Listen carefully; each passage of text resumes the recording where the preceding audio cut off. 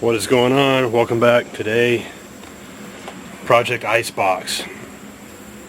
This guy here, I bought that, got it all.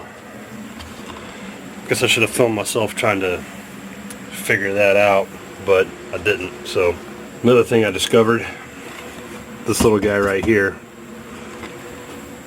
that is the Ford coffee can. And I thought I was going to have to find some kind of little plug adapter on here that goes right there to act as a check valve. Because basically all this coffee can thing here does is it's a vacuum reservoir. It basically it holds an absence of anything or a very low quantity of anything. Figure that out. What I did is I took a little piece of hose, a little piece of tubing. I can make it move, but I can't blow on it. That tells me there's a check valve in there. Another thing I can do, I can reach down here, I can put my finger over that one,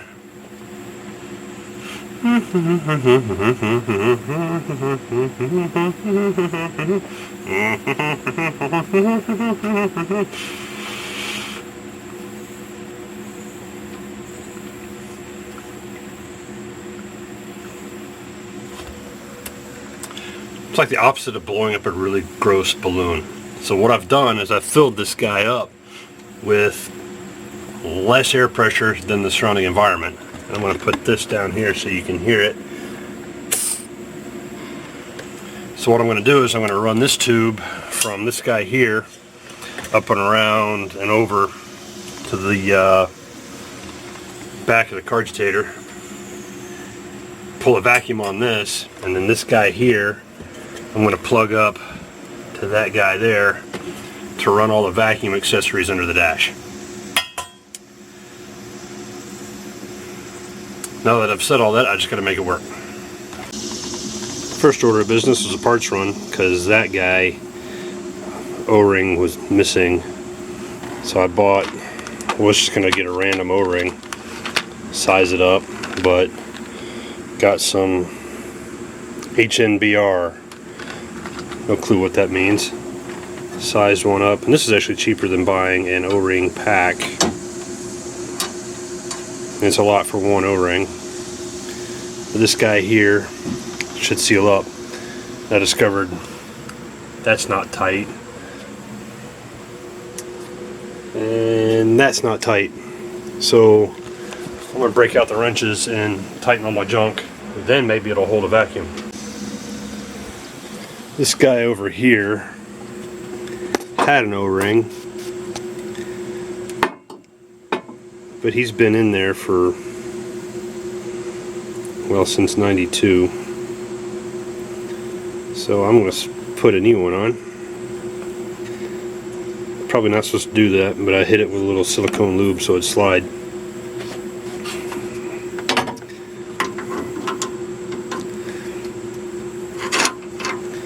Tighten that sucker up. Got that guy over there tightened up. Then we're ready to squeeze some pressure on it, or suck some pressure on it. I don't know. One thing I was really worried about was how to hook this little fella up, and that little fella there. Turns out that is low, that's high, and they only go on one way on the R134 setup, which is really neat. So right now, this is not a DIY. I have no clue what I'm doing. I will show you this though. It's going from R12 to R134 is all that is. And it wants 90 ounces of oil. I don't have 90 ounces, or 90 ounces of R134.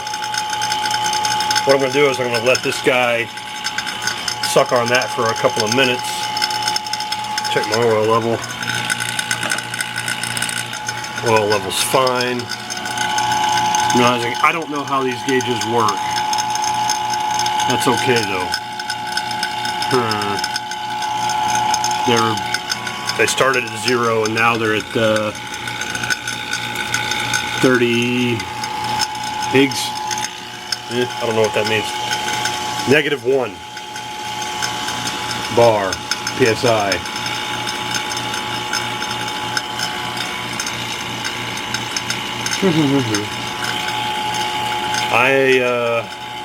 I'm going to close the valves on it, I think.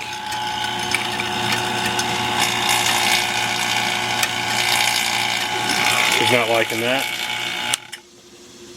I'm going to turn that guy off, and what I'm going to do is I'm going to go find something else to do for a little bit. Preferably where it's not so stinking hot. And those gauges right there, if it moves off of that, it means I have a leak, and I will not proceed to the next step. If it does not move off of that, I will proceed to the next step. I don't remember what I have that for. Or that. That way. Alright, so here's the deal. Whenever you're working on a project, don't ever throw any of the parts you're replacing off. I replaced this because it's dry rotted and falling apart. It's really gross. So I bought a new one. All that in there. Then I had one heck of a time getting this guy on. Could not for the life of me figure out why this guy would not go on. I'm actually going to go ahead and I'm going to leave that open. That one over there, he went on fine. That one would not, and I couldn't figure it out. Then I had a brainwave. Since I replaced that part, it is a OE factory original part. Not really, it's aftermarket. Got it from Rock Auto for like $50 or something. It's ridiculous. Thought it'd be a couple hundred. And it's set up for R12. So, what I was able to do is come in here to my stash that I keep in that box over there. All this wiring, connectors, plugs, all kinds of stuff that I don't need anymore. And I found this guy, which is, you know, the OG. And this guy here, that's the R12 adapter. And it had on it an R134A adapter. So I yanked it off, put it on that one. I will charge-a-rooney time. So, huzzah! Don't throw anything out until the project's done. When's the project done? It's never done, so never throw anything out. I had an issue when I was monkeying around with this, running wiring all the way over to that. If I'm feeling froggy, I'll pull up clips of me messing with it. But this line here came out here, wrapped around, and then went up there. Well, it was working. Too much messing with it, and yeah, it came apart in my hand. So, no worky anymore. So I went again to my stash, and I found this little join, that little 90, and that little 90 was too big. So I cut that little join down, and I stuffed them in that little 90 to down it down some to fit on this little vacuumy thing. Cut this all back. So now everything should work again. Then I was beating my head against the wall trying to remember what I'd done with this wire. This is the wire for your to kick your idle up when your AC kicks on. I don't think I'm going to need it, so I'll probably trim it back. That's where it's sitting right now, and so far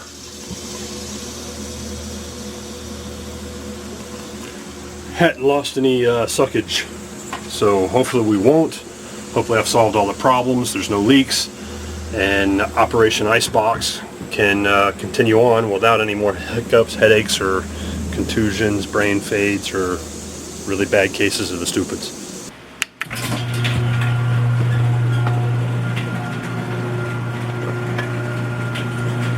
Hey, it's another day. We're gonna check. It's another day. We are gonna check the status of our labor see what's come of it. Let's take a look at my El Gajo's El Hero. Just using a little light so you can see. Ow. And maybe you don't need to. It's still showing that it's holding air, or it's holding the exact opposite of air. It's holding an absence of whatever. It's worked. It's sealed up. So what I'm going to do now is, oh man, it's like 75 degrees out here, so jeez, oh Pete, it's cold. Just gonna let this set. Might pull it out of the garage, pull it in the sunlight until it gets like a German supermodel, Fräulein Gutenhot, and then we'll try to dump some oil and coolant into it. But since it's like 7 o'clock in the morning, it's gonna have to wait. My understanding is AC charges better when it's hot, so we'll do that.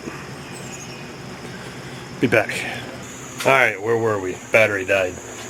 Anyway, the cheap adapter I bought was the wrong adapter, so that didn't work. So I went and bought the $6 adapter, and it looks like it's gonna do the trick in a kind of sort of roundabout way. Right now I've still got vacuum pump hooked up into the lines to the gauges, and it's still holding the vacuum. I don't remember if I monkeyed with it and took the vacuum off of it, or if it's leaking, even though it held for a couple of days the first go around. I'm going to let that set just like that for a little bit. I'll let this let that little guy run for 3-4 minutes. Seems to be holding. I'm just going to leave it for a bit. Then I'm going to finally dump this stuff, which is oil, lubricant, because this sucker, that there compressor, has been dry for at least 4 years, I guess. I mean, I've been using it as an idler for the past 3, so she's dry. Then I'll fire it up, kick the AC on, see if it turns over twice, farts, lets smoke out, or brings the ice cubes. See what happens. First, gotta put the interior back together that I took apart. I've changed my mind about putting the interior back together, completely back together at least, because it would suck to have to take these 4 little screws out again to fiddle fart the wiring in there. Just gonna leave this guy off, that guy off, and jeepers, phone just scared the crap out of me. Whew. Little screws I'm gonna dump right there with remains of Sparky McBoom Boom, and let's go dump some Freon and see what happens. Well, Operation Icebox is not what I would call a resounding success. I mean, just listen to that. I think that compressor is on its last 5 little piggies. It is blowing cold air though. Cold-ish air, importantly. The engine kind of sort of does care when I turn it on. A little bit. But I made the thing work. Kind of sort of happy with that, kind of disappointed in. But it's a 20-year-old piece of kit that's been abused. What do you expect? Everything else kind of works. I'm going to change the name from Project Icebox to Project Lukewarm Box, or Mildly Cool Box. It is running at... it's blowing air out of there at 63 degrees. 80 degrees outside. The I guess I am happy with that. Probably what I'll do is, neighbor over there disposing of brush, maybe what I'll do is find another can of oil and dump it in there. See what it does. I'm going to put this guy back together now, because I don't think there's anything more for me to do under the dash. The only reason I took the dash apart was to get this guy out, because I broke a vacuum line under the hood and I didn't. Wrong Torx bit.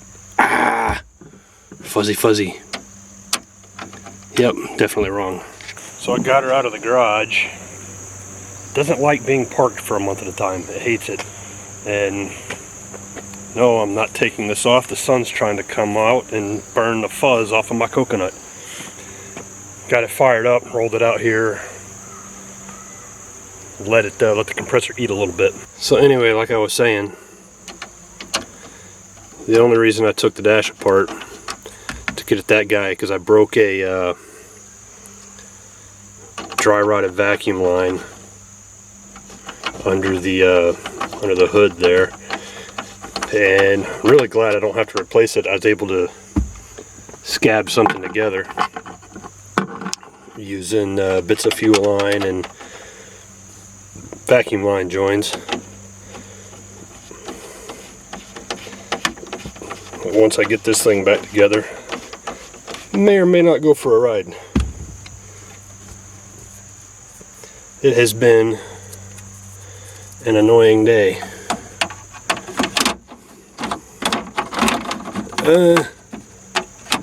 I can't do this one-handed, can I? Yeah. Haha.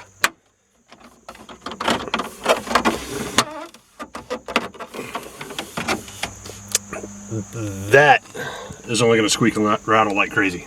I think probably that's going to do it for today.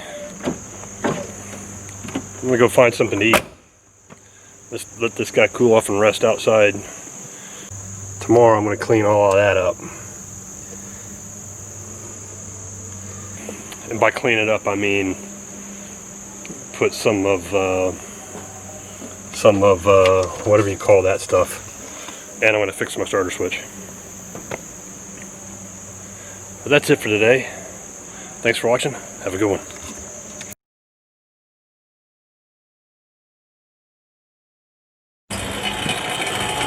Well, that was funny.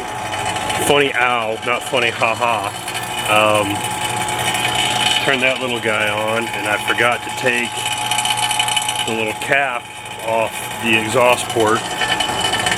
Of course, I'm over here opening stuff and fiddling with stuff, and it's running. It doesn't even bog down, and then poof, got me right there and wound up.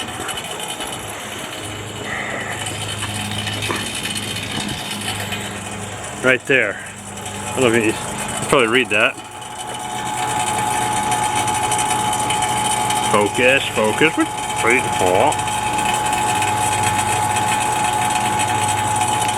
yeah, that's what I get. I don't know if it's going to leave a bruise or not. Who cares?